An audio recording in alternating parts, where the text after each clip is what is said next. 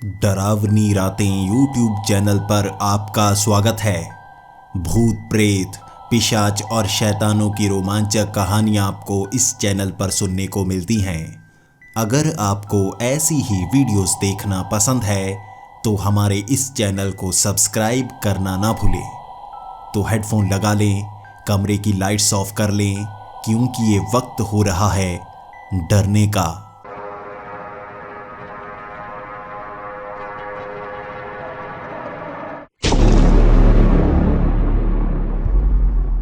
Hello दोस्तों, मेरा नाम एंड्रयू है और मैं यूनाइटेड स्टेट्स ऑफ अमेरिका की एक शहर एटलांटा का रहने वाला हूँ। मैं यहाँ पर एक छोटा मोटा बिजनेसमैन हूँ। मेरी एक ग्रॉसरी शॉप है, वहीं पर मैं सिक्योरिटी सिस्टम्स बेचता हूँ, यानी कि सिक्योरिटी कैमरास, DVR, और मेरी ज़िंदगी बहुत अच्छी चल रही है। मैं तब 18 साल का था जब अपने घर से निकल आया था कुछ बनने के लिए। मेरे माता पिता अब भी फ्लोरिडा में रहते हैं और मैं यहाँ पर अच्छी तरह से सेटल हो चुका हूँ और मैंने अपना घर भी बहुत अच्छी जगह पर ख़रीदा है। उसे कहा जाता है स्ट्रीट 31 और वहाँ बड़ा अच्छा घर है मेरा। ऊपर स्विमिंग पूल बना हुआ है। ये पॉश एरिया है और यहाँ सभी अमीर लोग रहते हैं, लेकिन यहाँ और लोग भी बहुत ज़्यादा आते जाते रहते हैं। हमारी स्ट्रीट के साथ ही बड़ी सी पब्लिक पार्क है जिसके इर्द गिर्द फेंसिंग तक नहीं लगी हुई है। दूसरी तरफ सड़क से ये पार्क जुड़ती है, इस तरफ हमारी इस गली से ये पार्क जुड़ती है। इस तरह ये बड़ी पार्क लोग यहाँ घूमने के लिए आते ही रहते हैं। इसे हमारे शहर का एक टूरिस्ट स्पॉट कहा जा सकता है। लोग घूमने के लिए यहाँ आते ही रहते हैं। 1 साल हो चुका है जब से मैंने यहाँ घर खरीदा है। मुझे बहुत अच्छा लगता है। जब भी काम पर जाता हूँ नए चेहरे देखने को मिलते हैं जो मुझसे रास्ता पूछ रहे होते हैं। उन्हें रास्ता बताता हूँ, काम के लिए निकल जाता हूँ। शाम के वक्त जब घूमने का मन करता है तो मैं इसी पार्क में घूम रहा होता हूँ। तब भी नए नए चेहरे मुझे देखने को मिलते हैं। कुछ ऐसे लोग जो थोड़े जाने पहचाने होते हैं, कुछ काफ़ी समय बाद घूमने के लिए आए होते हैं, कुछ जिनकी पहले मैं मदद कर चुका हूँ दोबारा मुझे देखकर बहुत ज़्यादा खुश होते हैं। हर रोज़ का मेरा काम है शाम को इस पार्क में घूमने के लिए चले जाना और यहीं पर कुछ लोगों से दोस्ती भी हो जाती है। हमारी ये स्ट्रीट बहुत ज़्यादा बड़ी है, काफ़ी आगे तक फैली हुई है और पीछे वाले घरों में कौन कौन रहता है मैं जानता तक नहीं। यहाँ पॉश एरिया में ऐसे ही होते हैं लोग। जो बिजनेसमैन होते हैं वो काम में इस तरह से गड़े रहते हैं कि बाकी लोगों से बात करने का मौका उन्हें मिलता ही नहीं। कभी कभी जब शाम को घूमते हुए एक दूसरे से टकरा जाएं, तब हम एक दूसरे का एहसास करते हैं कि आपको कहीं देखा देखा सा लगता है, और वो भी मुझसे यही कहते हैं कि आपको भी देखा देखा सा लगता है। फिर जब हम बताते हैं मैं यहाँ रहता हूँ, वो वहाँ रहते हैं, फिर हंसी मजाक में बातें शुरू हो जाती हैं। हमारे स्ट्रीट में हर घर के मालिक को मैं नहीं जानता। जितनों को यहाँ पार्क में मिल चुका हूँ उनसे बातें कर चुका हूँ, बाकियों से शायद धीरे धीरे बात हो ही जाएगी। हर शहर की अपनी एक अलग कहानी होती है, हर मोहल्ले की अपनी एक अलग कहानी होती है, हर स्ट्रीट की अपनी एक अलग कहानी होती है। हमारी स्ट्रीट की भी बहुत सारी अलग सी कहानियाँ हैं। कभी यहाँ पर महल हुआ करते थे, किसी ज़माने में यहाँ अलग राज्य हुआ करते थे, फिर उन्हें तोड़ा गया, यहाँ गांव बसे, फिर यहाँ पर शहर बसे, फिर यहाँ पर इस तरह की स्ट्रीट्स बसी। ये तो वो कहानियाँ हैं जो लोगों की ज़ुबानों से सुनने को मिलती हैं, लेकिन वो कहानियाँ जो कोई नहीं सुनना चाहता। मुझे खुशी है यहाँ पर वैसी कोई घटना घटी ही नहीं है। मैं कई शहरों में घूम चुका हूँ, कई जगह काम कर चुका हूँ। हर शहर में कुछ डरावनी कहानियाँ सुनाई जाती हैं। मैं भूतों प्रेतों की बातें नहीं कर रहा, मैं कातिलों की बातें कर रहा हूँ। किसी शहर में किसी छोटे बच्चे ने गोली चला दी और कई और लोगों को मार दिया। किसी जगह पर कुछ ऐसे गैंगस्टर आ गए जिन्होंने लोगों को मार दिया। कोई ऐसा सीरियल किलर जो कई लोगों को मारता जा रहा है और उसे पकड़ा नहीं जाता। कई शहरों में ऐसी कहानियाँ सुनाई जाती हैं जिनका डर शहरवासियों में बसा हुआ होता है। मैं खुशकिस्मत हूँ, हमारे शहर में ऐसी कोई भी कहानी सुनाई नहीं जाती और पुलिस वाले बड़े गर्व से बताते हैं कि हमारे इस शहर में कानून व्यवस्था बहुत अच्छे से चल रही है। लेकिन फिर भी छोटे मोटे क्राइम तो होते ही रहते हैं। कई जगह पर कत्ल होते रहते हैं, पुलिस वाले उसे संभाल लेते हैं। लेकिन हमारे स्ट्रीट में कुछ अलग सा होने लग जाएगा मैं नहीं जानता था। हर बार की तरह इस बार भी काम जल्दी ख़त्म करके मुझे घर पहुंचने की जल्दी थी, तो मैंने अपनी उस ग्रॉसरी शॉप को बंद किया और शाम के 6 बजे घर की तरफ निकल पड़ा। जैसे ही मैं पार्क के करीब से अपनी गाड़ी ले जा रहा था, वहाँ काफ़ी भीड़ लगी हुई थी और अमूमन यहाँ पर ऐसे भीड़ लगी ही रहती है, क्योंकि यहाँ पर कई लोग ऐसे होते हैं जो नए नए घूमने के लिए आए होते हैं। लेकिन वो भीड़ एक खास जगह पर थी और जब मैं थोड़ा आगे पहुँचा, पुलिस वालों की 4 गाड़ियाँ वहाँ पर मिली। अब पुलिस वाले आम बात नहीं है यहाँ पर घूमना, और 4 पुलिस वालों की गाड़ियाँ देखकर मुझे घबराहट होने लगी थी। मैंने एक तरफ गाड़ी लगाई और मैं गाड़ी से निकलकर सीधा पार्क की तरफ भागने लगा।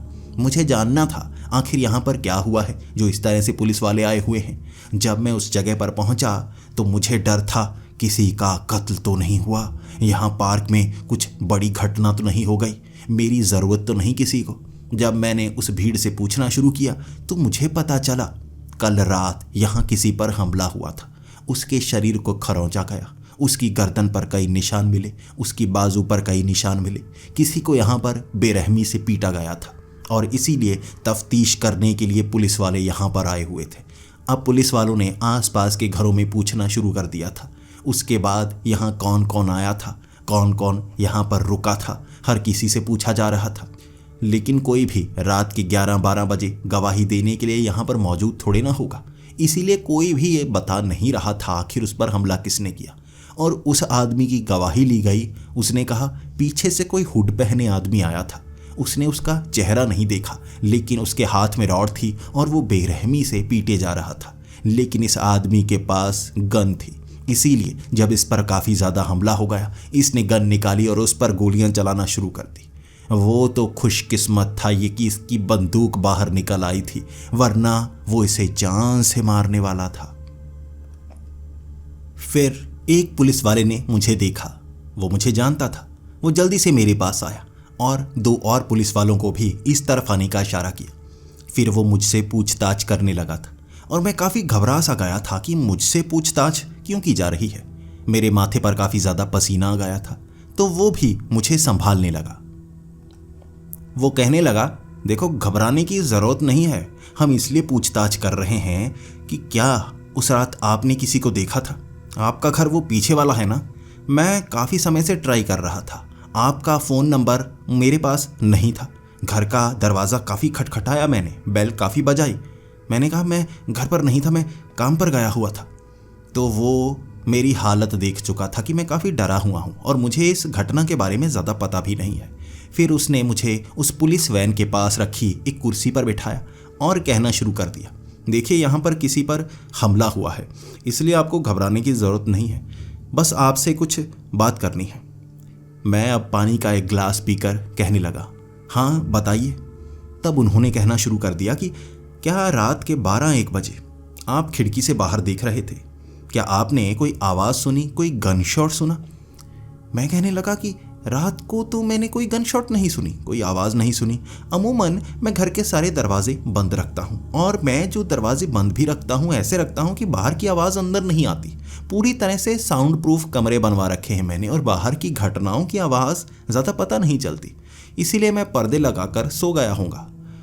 तब बहुत सारी बातें करने के बाद उन्होंने इस घटना के बारे में भी बताया और मुझे भी समझाया कि रात के वक्त थोड़ा बाहर कम ही निकलिएगा। अब जिसने इस आदमी पर हमला किया है उसे अभी तक पकड़ा नहीं गया है। हो सकता है कोई इससे बदला लेने के लिए इस पर हमला करने के लिए आया था। हो सकता है यहाँ पर कोई ऐसा आदमी रहता है जो लोगों पर हमला करता है, उसे मारने की कोशिश करता है, इसलिए आपको सतर्क रहने की ज़रूरत है। मैंने भी हामी भर दी थी। अब मैं पूरी बात जान गया था, इसीलिए अब मैं कम घबरा रहा था। इतने पुलिस वाले हैं, यहाँ पर क्राइम होने नहीं देते, ये पकड़ ही लेंगे 2-3 दिन में। ये सोचकर मैं घर की तरफ निकल लिया। गैरेज में मैंने गाड़ी लगाई और सीधा अपने कमरे में मैं वो नया सिक्योरिटी सिस्टम देखने के लिए गया। उसके बाद कब शाम हो गई मुझे पता ही नहीं चला। इसी तरह आगे 2-3 दिन भी साधारण ही निकले। लेकिन एक सुबह जब मैं काम पर जाने के लिए गाड़ी लेकर जा रहा था, वहाँ 2 पुलिस वैन देखकर फिर से मुझे डर सा लगने लगा और वो पुलिस वाले काफ़ी ज़्यादा संख्या में वहाँ सर्च और रेस्क्यू अभियान सा कर रहे थे। जैसे ज़मीन पर रखी चीज़ों को उठाया जा रहा था। वो टेपिंग कर रहे थे। अब टेपिंग का मतलब होता है कोई ना कोई क्राइम यहाँ पर हुआ है। क्राइम सीन के बारे में टेपिंग से ही पता चलता है। मैंने एक तरफ गाड़ी लगा ली। मैं जानना चाहता था आखिर यहाँ फिर से कोई घटना हो गई क्या किसी ने फिर से किसी पर हमला तो नहीं किया या कोई और दुर्घटना हो गई हो। वो पुलिस वाले ने फिर से मुझे पहचान लिया। उसके बाद जैसे ही मैं गाड़ी से निकला वो कहने लगा, आप काम पर जा रहे हैं ना? मैंने कहा हाँ, मैं बस ये गाड़ियाँ देखकर थोड़ा सा रुक गया। तब उस पुलिस वाले ने मेरा फ़ोन नंबर लिया और कहा, देखिए आपसे बात करनी होगी, इसलिए आप काम पर चले जाइए, लेकिन मैं आपको फ़ोन करूंगा। अगर आपसे बातचीत करने की ज़रूरत पड़ी तो मैं फ़ोन पर बात कर लूँगा या आपके ऑफिस पहुंच जाऊंगा। आप मुझे अपना विजिटिंग कार्ड दे दीजिए। मैंने जेब से निकाल कर उसे विजिटिंग कार्ड दिया, लेकिन उत्सुकता इतनी थी कि काम पर मैं जाना नहीं चाहता था बिना ये जाने आखिर यहाँ हुआ क्या है। तो मैंने पूछना शुरू कर दिया, देखिए अभी मेरे पास आधा घंटा है, मैं जानना चाहता हूँ यहाँ क्या हुआ है, थोड़ा सा डर लग रहा है मुझे। तब उस पुलिस वाले ने अपने सर पर पसीना पोंछकर कहा, देखिए घबराइए मत, देखिए मैं आपको बता तो रहा हूँ लेकिन आपके सर पर थोड़ा पसीना आ रहा है, आप भी थोड़ा सा डर रहे हैं। यही बात मैंने उसको कही कि आप भी बताते वक्त इस तरह से घबरा रहे हैं, आप तो पुलिस वाले हैं ना। तो उसने कहा, यहाँ कल रात किसी का कत्ल हुआ है। किसी ने यहाँ पर एक आदमी को मार डाला है जिसकी उम्र लगभग 70 साल थी। वो पीछे वाले घर में रहता था और कई बार रात को घूमने के लिए बाहर निकलता था। उसकी पत्नी ने हमें तब फ़ोन किया जब रात के वक्त तक वो वापस ही नहीं आया सैर करके। इसके बाद जब पुलिस वाले यहाँ पहुँचे तो उसकी लाश मिली। यहाँ पर काफ़ी ज़्यादा पुलिस की गाड़ियाँ आई थी, अब बाहर निकल कर देख नहीं पाए। तब मैं उसको कहने लगा, मैंने जो घर के दरवाजे लगा रखे हैं ना वो साउंड प्रूफ है, मुझे पता नहीं चलता बाहर क्या होता है। तब उसने कहा, आपको ऐसे दरवाजे नहीं लगाने चाहिए, बाहर कई बार हो रहा होता है कुछ जो आपको जानना बहुत ज़रूरी होता है। अब उसकी बातों से मैं घबराने लगा था। 2 घटनाएं हो चुकी थी यहाँ पर जिससे हमारी स्ट्रीट में दहशत फैल गई थी। यहाँ घूमने के लिए दूर दूर से टूरिस्ट आते हैं और ऐसी घटनाओं के कारण अब हमारे शहर में डर का माहौल बन जाएगा। फिर मैंने उससे पूछना शुरू कर दिया, आखिर उस बूढ़े को मारा कैसे गया? तो उसने कहा, किसी हथियार से बहुत ज़्यादा वार किए गए, लेकिन गर्दन पर काफ़ी ज़्यादा निशान है, बाजुओं पर काफ़ी ज़्यादा निशान है, जैसे दांतों से काटा गया हो। कई जगह दांतों के निशान मिले हैं, जैसे जबड़े को बार बार मांस पर गड़ाया गया, निशान बनाए गए और फिर बार बार तड़पाया गया। उसके बाद एक बूढ़े आदमी को मार दिया गया जो चीख तक ना पाया, शायद उसका मुंह बंद कर दिया होगा। मैं अब घबरा चुका था और मैंने उस पुलिस वाले से पूछा, क्या किसी दुश्मन ने मारा है? आपको क्या लगता है? तब वो पुलिस वाला कहने लगा, देखिए ये बात तो तफ्तीश के बाद ही पता चलेगी, लेकिन अभी हमें इस बात का डर है कि यहाँ 2 घटनाएं हुई हैं। अगर किसी एक जगह पर ऐसी 2 घटनाएं हो जाएं तो उनका लिंक आपस में जुड़ा जाता है। आप समझ सकते हैं ना, बदला किसी एक से लिया जाता है, ऐसे 2 अलग अलग लोगों से नहीं लिया जाता, इसलिए थोड़ा सा सतर्क रहिएगा। इसके बाद मैं ग्रॉसरी स्टोर पर चला गया, लेकिन बार बार वो ख्याल आते जा रहे थे। जब आपके इर्द गिर्द कोई ऐसा इंसान हो जो दूसरों पर हमला कर रहा हो तो आपको घबराहट होना जायज़ बात है। अपने काम पर ध्यान लग ही नहीं पा रहा था मेरा। बार बार मैं सोचे जा रहा था कैसे इससे बच सकता हूँ मैं। तभी मेरे दिमाग में आया, मैं ही तो वो हूँ जो इस पर ज़्यादा ध्यान दे सकता है। मेरा वैसे भी सिक्योरिटी सिस्टम का काम है और मेरे पास एक्स्ट्रा गियर्स बहुत ज़्यादा पड़े हुए हैं। क्यों ना मैं वहाँ पर कैमरे लगा दूँ। अगर कोई घटना घटे तो सबसे पहले मुझे पता चल जाएगी और वो रिकॉर्डिंग अगर मैं पुलिस वालों को दे दूं तो काम बहुत ज़्यादा आसान हो जाएगा। ये हुई ना बात। अब वहाँ पर कैमरे मैं इंस्टॉल करूँगा और ये कैमरे भी वाईफाई हैं, तार के बारे में किसी को शक तक नहीं होगा। और अगर कोई मुलजिम सच में हत्यारा है जो सीरियल किलिंग कर रहा है, उसे पकड़वाने में जो गर्व महसूस होगा वो मैं बयान नहीं कर पाऊँगा। अब मैंने पूरी प्लानिंग कर ली थी। कुल 5 कैमरे अलग अलग एंगल पर मैं लगा दूंगा। जहां ज़्यादा घटनाएं हो रही हैं वहां पर कैमरे लगाऊंगा ताकि मुलजिम को पकड़ा जा सके। इसके बाद मैंने यही फ़ोन पर उस पुलिस वाले को भी बताया। वो मुझसे कुछ बातें करना चाहता था, उसका फ़ोन आया। तब मैं उससे कहने लगा क्यों ना मैं वहाँ पर कैमरे इंस्टॉल कर दूँ, मेरे पास एक्स्ट्रा पड़े हुए हैं, मैं कई जगह पर वाईफाई कैमरे इंस्टॉल कर दूंगा, उसकी फुटेज मेरे घर में रिकॉर्ड होती रहेगी और वहाँ से पता चल जाएगा कौन है कातिल, उसका चेहरा तो पता चलेगा ना। कोई यहाँ अनजान घूमता हुआ दिखा तो शकी तौर पर उसे पकड़ा जा सकता है। वो पुलिस वाले ने मेरी बात पर सच में काफ़ी ज़्यादा भरोसा दिखाया और उसने कह दिया लगा दो कैमरे, और मैं खुशी खुशी ये कैमरे लगाना चाहता था। उस शाम मैं 6:30 बजे घर आया था क्योंकि कैमरे भी इकट्ठा करने थे और शाम के वक्त वो कैमरे वहाँ पर लगा नहीं सकता था क्योंकि किसी को भी शक हो सकता था। इसके बाद जैसे ही अगली सुबह मैं वो कैमरे इंस्टॉल करने के लिए 5:30 बजे ही वहाँ पेड़ों को ढूंढ रहा था जहाँ से हर एंगल कवर हो सके, कोई भी बाहर से आया हो तो पता चल जाए, ताकि फेस पर फोकस हो। तो मैं अच्छे वाले कैमरे लेकर आया था, DVR सिस्टम मैं घर में रखने वाला था। इस तरह मैं इंस्टॉल करता गया कैमरे। 5 कैमरे मैंने इंस्टॉल कर दिए थे और वक्त 6:30 का हो गया था। तभी वहाँ पर लोगों के चिल्लाने की आवाज़ ने मुझे डरा कर रख दिया था। ये चिल्लाने की आवाज़ें एक घर के पास से आ रही थी और मैं भागता हुआ उस तरफ गया। जैसे ही मैं वहाँ पहुँचा, लोगों की भीड़ ने यह बयां कर दिया था कुछ ना कुछ तो गड़बड़ है। उस औरत से मैंने पूछा था जो बहुत ज़्यादा रो रही थी। मैंने उससे पूछा क्या हुआ, तो उसने इशारा कर दिया घर के अंदर की ओर। वहाँ पुलिस वालों को बुलाया गया था, लेकिन उससे पहले मैं देखना चाहता था क्या हुआ। घर में खून के छींटे ही छींटे थे। उसके पति को किसी ने मार दिया था और घर में बेरहमी से वो लाश बिखरी पड़ी थी। कई हिस्से वहाँ पर पड़े थे जिसे देखकर मुझे बेहोशी सी छा गई। खून देखकर मुझे घबराहट होने लगती है, मेरी टांगें कांपने लगी। 2 लोगों ने मुझे पकड़ा और बाहर ज़मीन पर लेटा दिया। मैं बेहोश हो गया था, मेरे चेहरे पर पानी मारा गया। जब तक मुझे होश आया वहाँ पुलिस वालों की भीड़ लग चुकी थी। वो पुलिस वाले टेपिंग कर रहे थे क्योंकि यहाँ पर एक और घटना हो गई थी। अब 3 बार यहाँ पर लोगों पर जानलेवा हमला हो चुका था।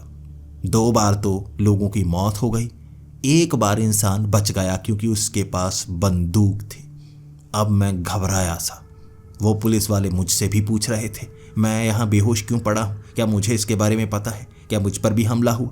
मैंने सच सच बता दिया कि मैं तो खून देखकर डर गया, इसीलिए यहाँ ज़मीन पर पड़ा हुआ हूँ। यहाँ लोग मेरी मदद कर रहे हैं। पुलिस वालों ने अंदर चेक किया, उसके बाद तस्वीरें खींची गई और बाहर वो खून की बदबू मुझे परेशान कर रही थी। पुलिस वाले मुझे यहाँ से जाने नहीं देना चाहते थे। इसके बाद वो पुलिस वाला मुझसे पूछता रहा तुमने कल कैमरे की बात की थी, वो कैमरे लगाए तुमने। मैं उसको कहने लगा नहीं, रात को थोड़ी ना कैमरे लगा सकता था, मुझे भी तो डर था ना कोई मुझ पर ना हमला करते। वैसे भी शाम का वक्त था, लोगों के सामने तो कैमरे लगा नहीं सकता था, तो मैंने सोचा सुबह सुबह लगाऊंगा।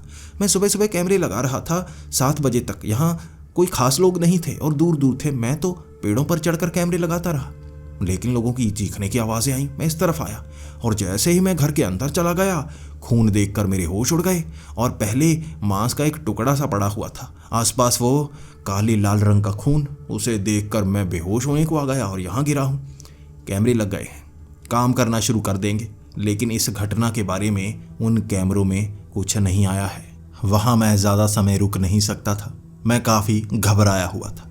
इसके बाद मैं घर की तरफ निकल लिया। मैं घर पहुंचकर सबसे पहले DVR सेट कर रहा था ताकि उन कैमरों का सिग्नल यहाँ पर आ पाए। मैंने इलेक्ट्रिसिटी का पूरा काम कर दिया था। हर कैमरे को पावर सप्लाई प्रॉपर मिल रही थी। रिकॉर्डिंग अब DVR में स्टार्ट हो सकती थी। मैंने बढ़िया हार्ड ड्राइव वहाँ पर लगा दी। उसके बाद मैं इंतज़ार करने लगा सिग्नल का। अब सब कुछ अटैच करके रिकॉर्डिंग स्टार्ट हो गई।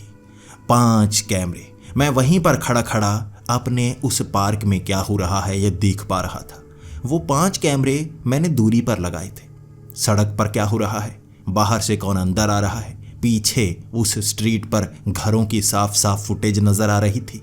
कितनी पुलिस की गाड़ियां खड़ी हैं वो दिख रहा था। कोई अनजान है या नहीं वो दिख रहा था। और एक कैमरा तो मैंने बिल्कुल बीच में खंबे के पास लगाया था।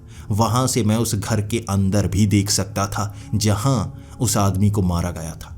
मैंने जूम करने की कोशिश की, लेकिन खून नजर आया। फिर से मेरी टांगें कांपने लगी और जल्दी से मैंने डीवीआर सिस्टम वहीं रख दिया और एलसीडी स्क्रीन बंद करके पानी पीने के लिए किचन में चला गया। पानी पीकर मैं सोफे पर बैठा था, लेकिन इस तरह 2 बार बेहोश होने की हालत में पहुंचकर मेरी पूरी सेहत खराब हो चुकी थी। मैं काम पर नहीं जा सकता था, घबराया हुआ था।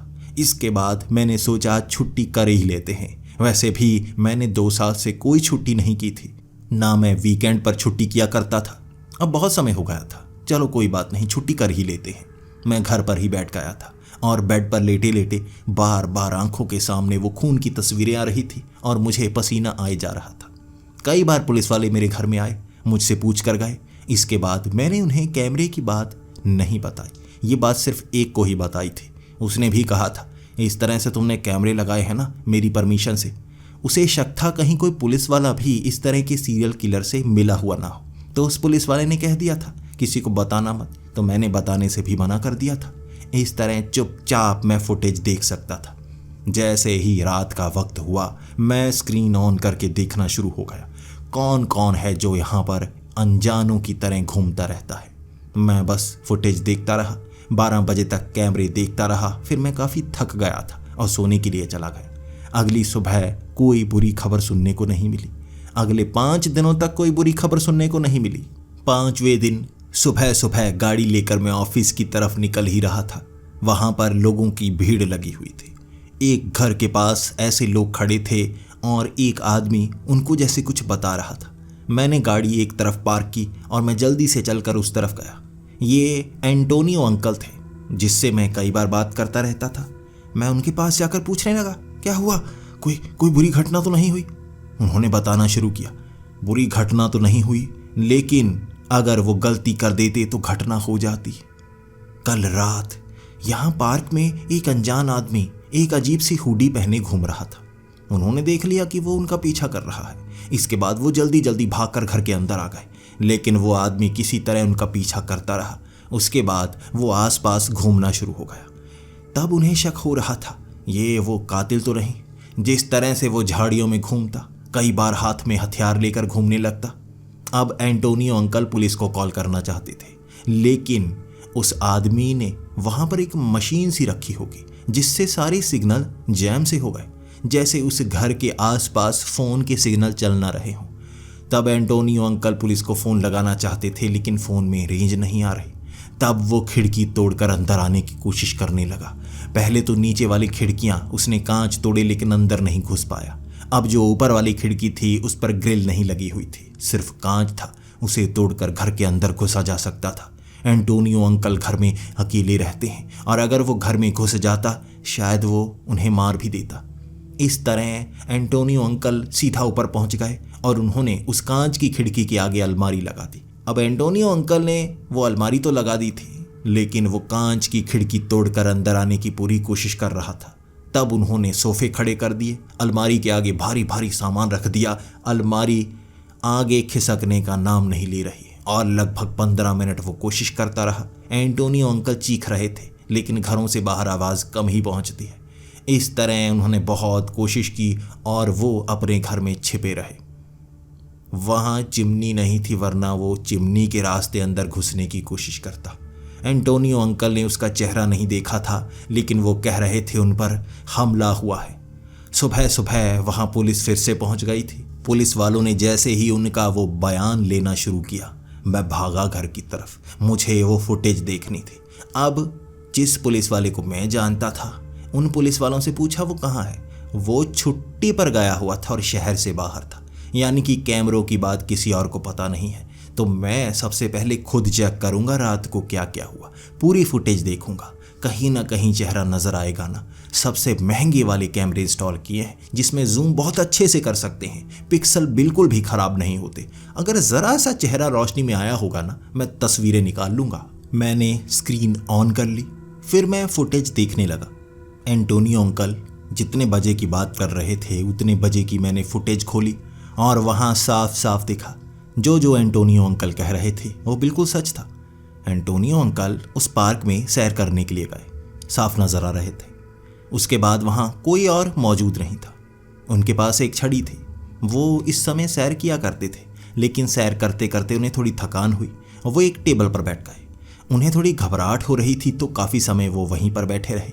उसके बाद एक हुडी पहना आदमी एक पेड़ के पीछे से निकला।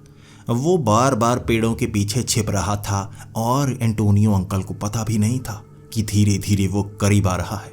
मैं ये सोचे जा रहा था कि एंटोनियो अंकल को तो वो वहीं पर पकड़कर मार सकता था, लेकिन जैसे ही वो एंटोनियो अंकल के पास वाले पेड़ तक पहुंचा, उन्हें शायद आवाज़ आ गई। वो जल्दी से उठकर खड़े हो गए, आसपास देखने लगे। अब हमारे इस स्ट्रीट में ऐसी घटनाएं हो चुकी थी, इसीलिए वो जल्दी से छड़ी घुमाते हुए घर की तरफ निकलने लगे। और वो आदमी पहले तो पेड़ों के पीछे छिप छिप कर करीब आ रहा था, अब एंटोनियो अंकल उससे दूर जाने लगे। वो पेड़ों के पीछे से छिप छिप कर आगे बढ़ नहीं पा रहा था, वो सीधा रोड पर आ गया। उसके बाद तेज़ी से चलने लगा। एंटोनियो अंकल की उम्र ज़्यादा थी, इसलिए वो ज़्यादा तेज़ चल नहीं पा रहे थे, लेकिन वो हुडी पहना शख्स तेज़ी से आगे आगे बढ़ने लगा। अब दोनों में जो दूरी थी वो कम हो रही थी, धीरे धीरे करीब पहुंचता गया। शायद उस कातिल को ये नहीं पता था कि एंटोनियो अंकल का घर कहाँ पर है। जैसे ही वो करीब पहुंचने वाला था, एंटोनियो अंकल ने जल्दी से घर का दरवाज़ा खोला और उन्होंने वो दरवाज़ा बंद कर दिया। इसके बाद अब एंटोनियो अंकल ने जो जो बताया कि नीचे वो देख रहे थे खिड़कियों से, उसने कांच तोड़ने की कोशिश की। उसके पास हथियार था, वो बार बार कांच तोड़कर अंदर आना चाहता था, लेकिन हर खिड़की पर ग्रिल लगी हुई। फिर वो एक तरफ खड़ा हो गया, छत की तरफ देखने लगा। ऊपर वाली खिड़की पर ग्रिल नहीं लगी थी। अब उसे लगा ऊपर चढ़ना होगा, तो जल्दी से वो एक पेड़ के ऊपर चढ़ गया।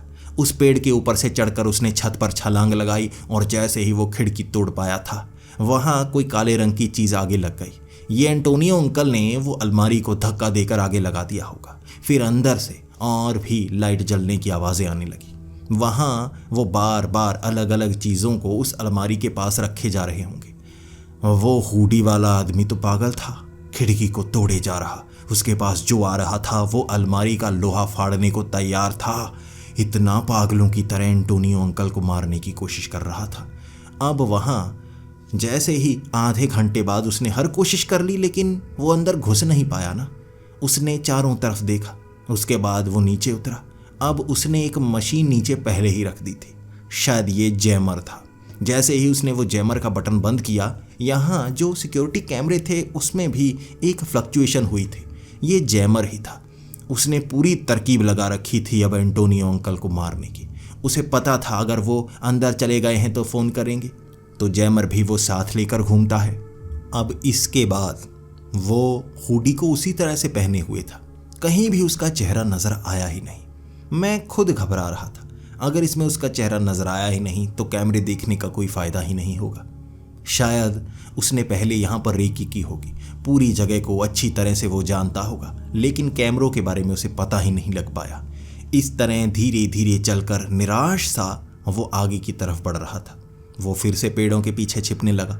अब एक कैमरा जो एक घर के बिल्कुल पास वाले पेड़ पर लगाया था मैंने, वो इस पार्क के बाहर की वो तस्वीरें भी देख सकता था। मैं हैरान हो गया। वो पेड़ के पास रुका, उसने वो सारा सामान एक बैग में डालना शुरू कर दिया। पहले तो उसने वो पैंट उतारी, वो पैंट उतार कर उसने एक झोले में डाली। उसके बाद उसने वो हुडी उतारी, उसकी पीठ नज़र आ रही थी। उसने सिर्फ एक कच्छा पहन रखा था, चेहरा देखा जा सकता था। बस इस तरफ चेहरा तो करे वो, उसे पता ही नहीं होगा कैमरा यहाँ पर है। उसने पैंट पहन ली, उसके बाद उसने टी शर्ट पहन ली। अब तक चेहरा इस तरफ किया ही नहीं। मैं खुद डरा हुआ, मुझे खुद घबराहट हो रही थी। अगर चेहरा नहीं आया ना, कोई फ़ायदा नहीं होगा। फिर उसने उस बैग के अंदर और सामान निकाला। उसने अब एक ब्रेसलेट पहना, फिर उस बैग को बंद किया, अपने कंधे पर टांगा और जैसे ही इधर मुंह किया, मुझे लगा अब पकड़ा गया।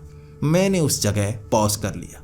ये कैमरे काफ़ी अच्छी क्वालिटी के थे, लेकिन मेरी जो LCD स्क्रीन थी वो छोटी थी। वहाँ मुझे जूम करके देखना था आखिर उसका चेहरा कैसा नज़र आता है। मैंने जूम करना शुरू कर दिया। क्वालिटी अच्छी थी तो जूम चेहरे तक हुआ, लेकिन मुझे उम्मीद नहीं थी मैं क्या देख रहा हूँ। हूबहू मेरे जैसा आदमी, हूबहू मेरे जैसे बाल, मेरे जैसा चेहरा, मेरे जैसा जैसे उसने ब्रेसलेट पहना हो। उसके बाद मैंने वो वीडियो चलाई, जूम करके रखा हुआ था। वो चलकर आगे की तरफ बढ़ा। उसने कैमरे पर ध्यान दिया, क्योंकि कैमरे के अंदर से एक लाइट निकलती है, पता चल जाता है। उसने जैसे ही कैमरे को देखा उसके चेहरे पर एक मुस्कुराहट थी। फिर वो चलकर आगे पेड़ों के अंदर जैसे गायब सा हो गया।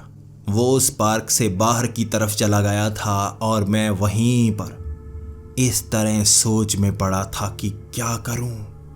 अगर ये फुटेज मैंने पुलिस को दी ना, वैसे भी मुझ पर शक तो उनको जा रहा है। मुझसे कई बार पूछताछ कर चुके हैं। एक बार मैं बेहोश हो गया था, उन्हें तब भी मुझ पर शक था। और अब मेरे जैसा दिखने वाला अगर उन्हें इस वीडियो में नज़र आ गया ना, मुझे छोड़ने वाले नहीं वो। मुझे अपना हमशक्ल ढूंढना होगा जो यहाँ पार्क के आसपास दिखता होगा। वो यहाँ आता ज़रूर होगा, या हो सकता है उसे कैमरे के बारे में पता चल गया और दोबारा ना आए। लेकिन कुछ ना कुछ तो करना होगा। मैंने जल्दी से उस डीवीआर के अंदर से हार्ड डिस्क निकाली और सारी फुटेज एक अलग हार्ड डिस्क में ट्रांसफ़र करके इसे पूरी तरह से क्लीन कर दिया।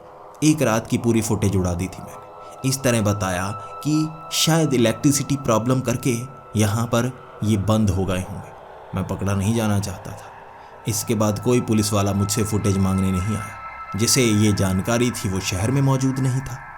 आज फिर से मुझे घबराहट सी होने लगी थी, तो मैंने सोचा आज काम पर नहीं जाऊंगा।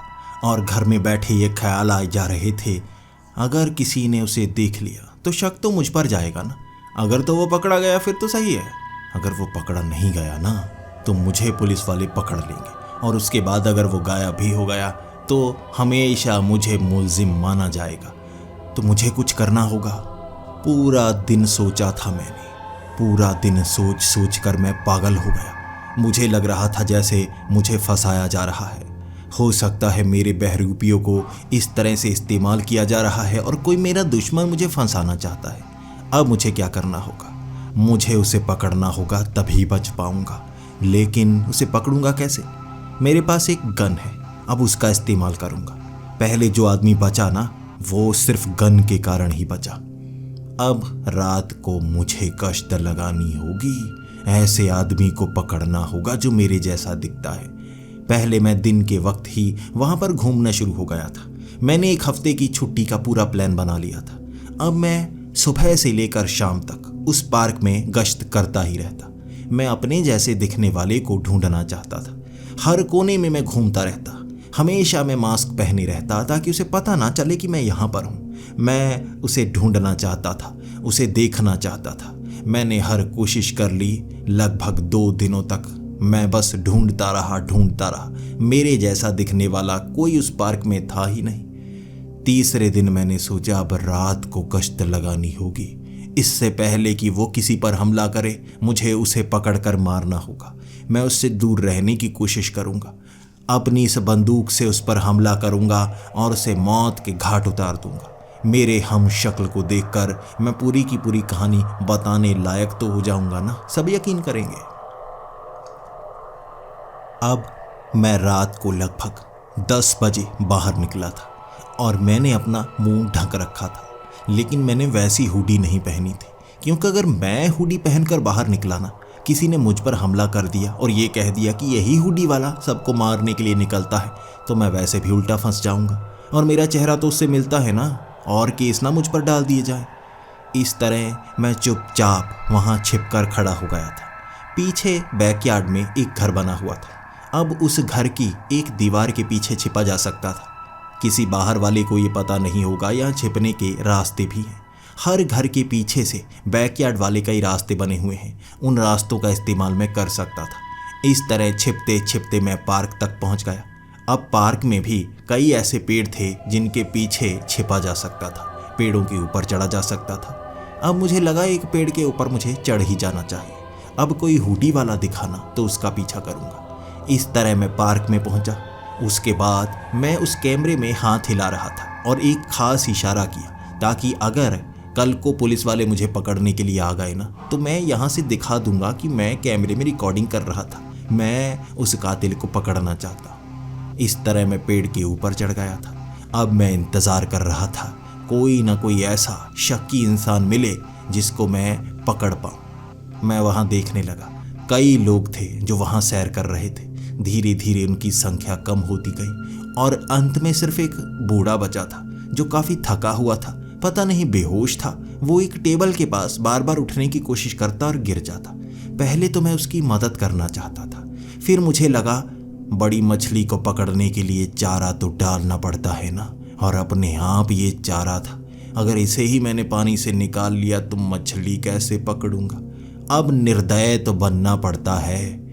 अधर्म को खत्म करने के लिए हमें कठोर निर्णय लेने पड़ते हैं, और ऐसा ही निर्णय मैंने लिया था।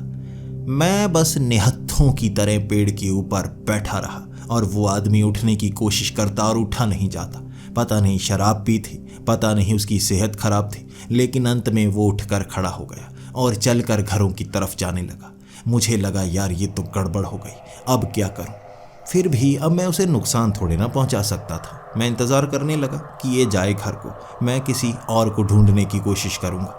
लेकिन तभी एक पेड़ के पीछे से एक हुडी पहने आदमी निकला। उसकी हुडी से पहचान हो रही थी ये वही लगता है। लेकिन अब मैं इंतज़ार करने लगा कि ये वही हो, हमला करे तब मैं इस पर हमला करूंगा। बेवजह किसी को पकड़कर मैं भी फंसना नहीं चाहता, और हो सकता है पुलिस वाले किसी ने यहाँ पर ऑपरेशन किया हो, मैं हाथ ना लग जाऊं उल्टा। मैं बस इंतज़ार करने लगा। वो बूढ़ा आदमी चलकर आगे जा रहा था, और वो हुडी वाला धीरे धीरे उसके पीछे जाने लगा। इसके बाद वो हुडी वाला उस बूढ़े का पीछा ऐसे कर रहा था जैसे उससे बच रहा हो।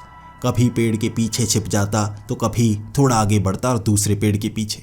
बिल्कुल फिल्मों में जैसे कातिल किसी का पीछा करते हैं, उसे भनक नहीं लगने देते कोई पीछे है, बस छिप छिप कर पीछे जाते रहते हैं। इस तरह मेरे करीब से गुजरा था। जिस पेड़ पर मैं चढ़ा हुआ था उस पेड़ के नीचे छिपा था वो। मैंने उसका पूरा पैटर्न फॉलो किया। कैसे? बिल्कुल पीछे छिप जाता है, एक आंख से देखता है फिर पीछे छिपा रहता है। आखिर वो करना क्या चाहता है? उसके बाद वो बड़ी तेजी से निकला और उसने उस बूढ़े पर झपट्टा मार दिया। जैसे ही उसने झपट्टा मारा, उसके हाथ में एक हथियार था। उसने बूढ़े के एक कलाई पर मारा और उसकी कलाई तोड़ दी। सर पर 2 वार किए जिससे खून बहने लगा। अब मैं जान गया था ये हत्यारा है, इसे पकड़ना है और इस पर गोलियों की बौछार कर देनी है। इस तरह मेरे पास खुला मौका था, लेकिन जो मैंने वहां से देखा मैं खुद हैरान। उसने उस बूढ़े को जमीन पर लेटा दिया था। अब वार भी कर रहा था, जो खून था बड़ी तेजी से पी रहा था। ऐसा लग रहा था जैसे वो उसकी खून पीने की कोशिश में ही मारने की कोशिश कर रहा है।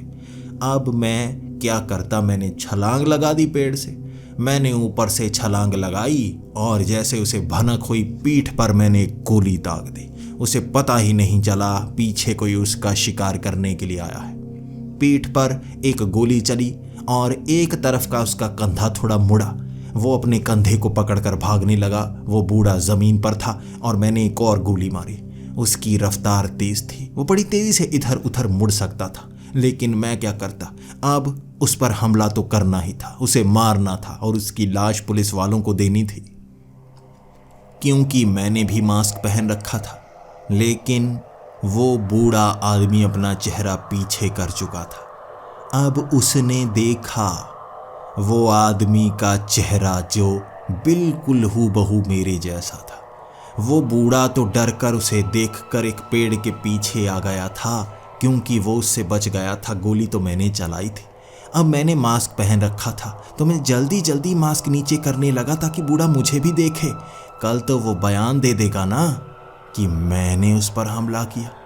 अब मैं मास्क नीचे कर पाया था, लेकिन वो चीखता हुआ अपने घर की तरफ भागा। अब मैं बूढ़े को समझाता या कातिल को पकड़ता। मुझे लगा कातिल को मारना ज़्यादा सही फैसला होगा। मैं उसके पीछे भागना शुरू हो गया। फिर से गन फायर किया मैंने और फिर से वो बच गया। गोली से ज़्यादा तेज़ रफ्तार होगी शायद उसकी कि उसे पहले पता चल जाता कहाँ पर गोली चलने वाली है। वो ज़मीन पर बैठ जाता या एक तरफ मुड़ जाता। लेकिन कब तक बकरे की अम्मा खैर मनाएगी। एक गोली सीधी टांग पर पड़ी और इस बार वो फंसा। लंगड़ा कर चलने लगा। रफ्तार कमज़ोर हो गई थी उसकी। अब एक कंधे पर गोली, एक टांग पर गोली। कोई भी इंसान इतने जख्म सहकर माफ़ी मांगना शुरू कर देता है, लेकिन वो हुडी उतारना नहीं चाहता था। जल्दी जल्दी अपनी हुडी को पकड़े वो भागना शुरू हो गया। अब वो एक घर के पीछे वाले हिस्से से छलांग लगाकर उस तरफ। अब वो जख्मी था, मैं तो सही सलामत था ना। मैंने जैसे ही उसके पीछे से छलांग लगाई, आगे वो सारे पेड़ लगे हुए थे। ये हमारी स्ट्रीट का बिल्कुल पीछे वाला हिस्सा था, जो पार्क का तो हिस्सा था लेकिन जंगल जैसा बना हुआ था। यहाँ भी सफाई का काम शुरू होना था। वो उस तरफ से बच सकता था और मैं उसके पीछे भागता गया। मैंने अब उस पर गोली चलाने की कोशिश की, लेकिन वहाँ पेड़ ज़्यादा थे। वो हर बार पेड़ों के पीछे से निकलता। अब गोली पेड़ों पर ही लगनी थी ना, उस पर थोड़ी ना लगनी थी। मैंने कई गोलियां चलाई, उसको लग ही नहीं रही थी। उन पेड़ों के पीछे से निकलकर मैं भी अब उसको छोड़ना नहीं चाहता था। एक तालाब के पास वो काफ़ी जख्मी था और वहाँ पेड़ कम थे। उसे सीधा ही भागना था, क्योंकि अगर वो तालाब में गिरता तो कीचड़ में फंसता। एक छोटी सी जगह से जब वो निकल रहा था, 3 ताबड़तोड़ गोलियां उसके शरीर में घुसी। मैं बिल्कुल सीध में था, इसलिए आसानी से गोली चला सकता था। गोलियों से छलनी हो गया था वो। अब धीरे धीरे लटकता लटकता आगे पहुंच पा रहा था। वो पेड़ों को पकड़ पकड़ कर घिसट कर आगे जा रहा था, लेकिन पीछे मुड़ना नहीं चाहता था। जैसे अब उसके बहुत करीब था मैंने मैगजीन बदला। अब अपनी इस बंदूक की सारी गोलियां उस पर डाल देना चाहता था, लेकिन फिर भी अब मरने की कगार पर है वो। एक बार उसका चेहरा देखूं, शायद उससे कुछ सवाल कर पाऊं। जल्दी से उसके पास पहुंचा। उसकी एक कलाई पर मैंने अपना पैर रखा ताकि वो आगे ना जा पाए। उसका हथियार एक तरफ फेंक दिया मैंने और उसकी हुड्डी उतारी।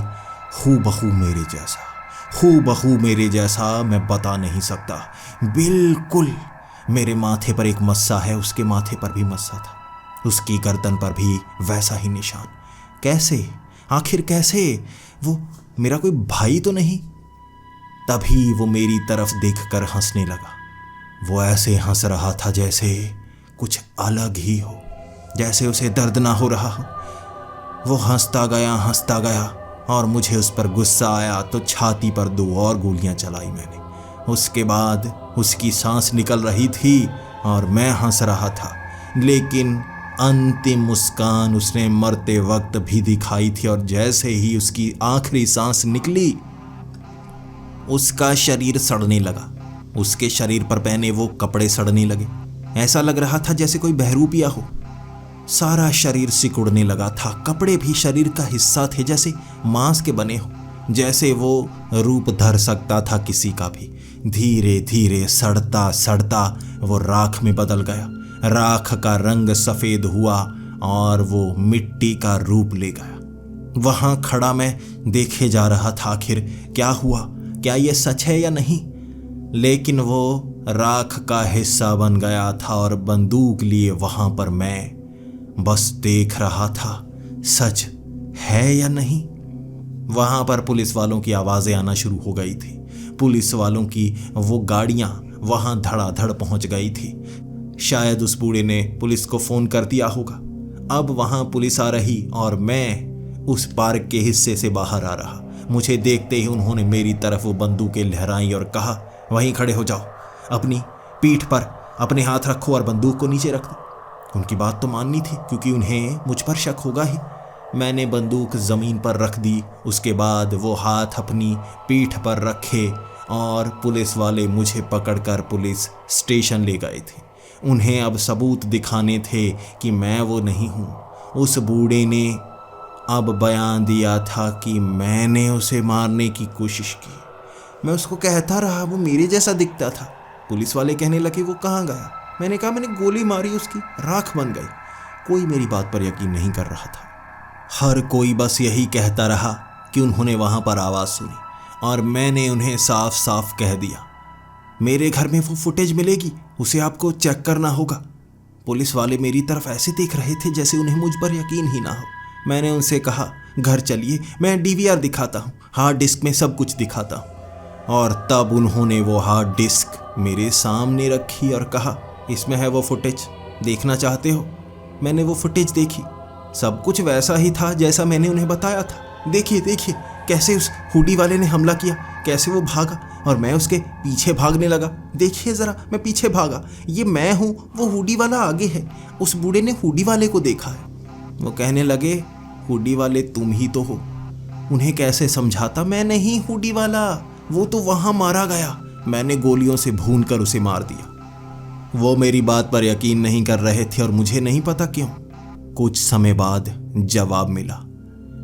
जब बाहर मैंने हूबहू मेरे जैसा आदमी देखा, उसने वैसे कपड़े पहने थे जैसे मैं पहनता हूँ। टेबल पर बैठा मुझे देखकर ऐसे डर रहा था जैसे बहुत ज़्यादा बड़ा नाटककार हो। मैं पुलिस वालों को समझाता रहा, अरे अरे वो हूबहू मेरे जैसा है, वो है जो सब पर हमला कर रहा है। वो कोई साधारण इंसान नहीं है, कुछ और है। मैंने उसे मार दिया था, राख बना दिया था, लेकिन जो हुआ मैं बता नहीं सकता कैसे। उसे मैं पकड़ना चाहता था, लेकिन पुलिस वालों ने मुझे पकड़ा और लॉकअप में डाल दिया। वो मेरे करीब नहीं आना चाहता था, वो डर रहा था, वो नाटक कर रहा था और उसे बाहर ले जाया गया। मैं पुलिस वालों को सवाल करता रहा। वो मेरा दोस्त पुलिस वाला, कोई मुझ पर यकीन नहीं कर रहा था। हर जगह यही कहा जा रहा था कि कोई एंड्रयू का हम शक्ल बिल्कुल वैसा लोगों को मार रहा था और एंड्रयू को फंसाने की कोशिश कर रहा था। मुझे नहीं पता कैसे, लेकिन कोई मेरी शख्सियत अपनाकर मेरे घर में रहना शुरू हो गया था और मुझ पर केस चलाया गया और मुझे जेल में भेज दिया गया। ये मेरी आप बीती जेल से लिख रहा हूँ। कोई ना कोई तो इस किताब को, मेरी सच्ची कहानी को समझेगा। मैंने उन लोगों को नहीं मारा, मैं एंड्रयू हूँ। और वो जो कभी कभी जेल में मुझे देखने आता है, डरा सहमा सा दिखाता है, फिर भी वो कहता है कि इसे कम सज़ा दी जाए। कभी कभी मेरी आँखों की तरफ उसकी मुस्कुराहट दिखती है। वो मेरी शख्सियत अपना चुका है।